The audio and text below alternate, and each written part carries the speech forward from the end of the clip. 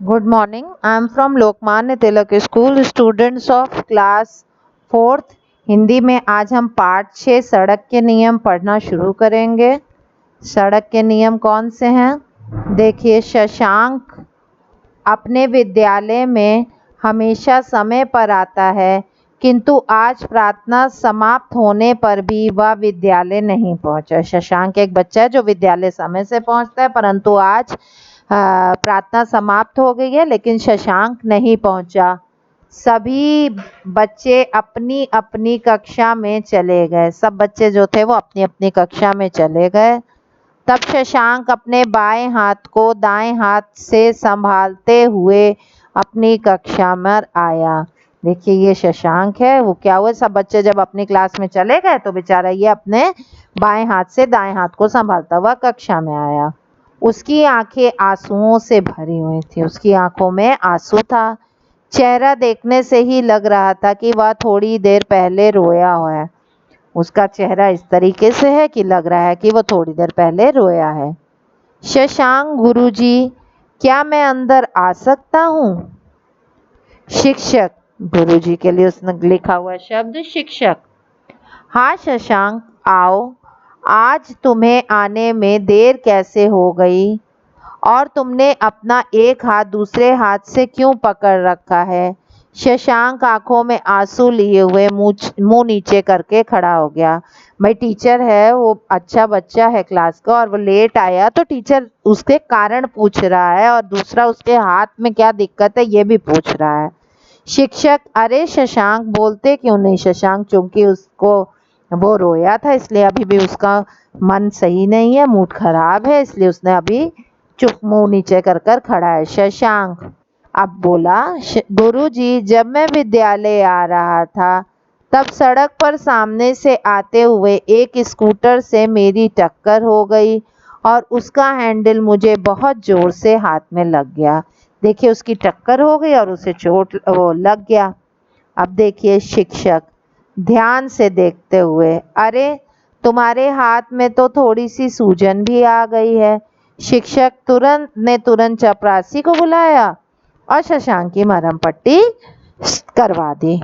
ठीक है।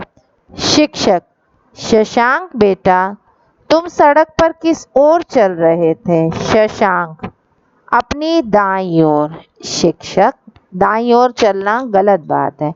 ओह, गलत तरफ से चलने के कारण तुम्हें चोट लगी। बच्चों, हम लोग को हमेशा यातायात के नियमों के अनुसार चलना चाहिए, नहीं तो कोई बड़ी दुर्घटना भी हो सकती है।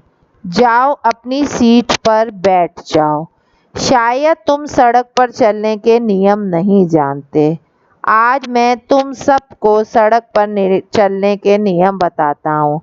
अब टीचर जो भी पढ़ा रहा था रुक गया, क्योंकि वह उसने देखा कि आज एक बच्चे के साथ दिक्कत हुई है, कल को सभी के साथ हो सकती है। उसने कहा कि मैं पहले तुम लोग को नियम सिखाता हूँ। सभी बच्चे, जी गुरुजी। शिक्षक, बच्चों, सड़क पर पैदल चलने के लिए सदैव फुटपाथ का प्रयोग करना चाहिए। ठीक है। फुटपाथ ना होने पर सड़क पर हमेशा बाएं हाथ की ओर चलना चाहिए तथा पीछे से आने वाले वाहनों को अपनी दाईं ओर से निकलने देना चाहिए। ठीक है, हमें बाईं ओर चलना चाहिए और वाहन के लिए दाईं ओर का रास्ता छोड़ देना चाहिए। अमित, गुरुजी, चौराहे पर सिपाही क्यों खड़ा होता है? एक बच्चे ने पूछा, सिपाही क्यों खड़ा होता है? क्या उसे चौराहे के बीच में खड़े रहने से डर नहीं लगता? अमित, वो शिक्षक, अमित, वह हम सबकी सुरक्षा के लिए खड़ा रहता है।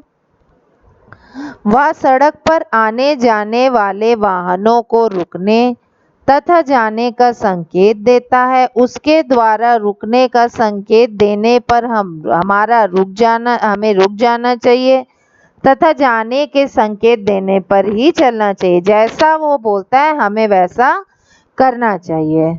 बोलता नहीं, वो हाथ से इशारा करता है। व्योम, गुरुजी, चौराहे पर लाल पीली हरी बत्तियां क्यों लगी रहती हैं?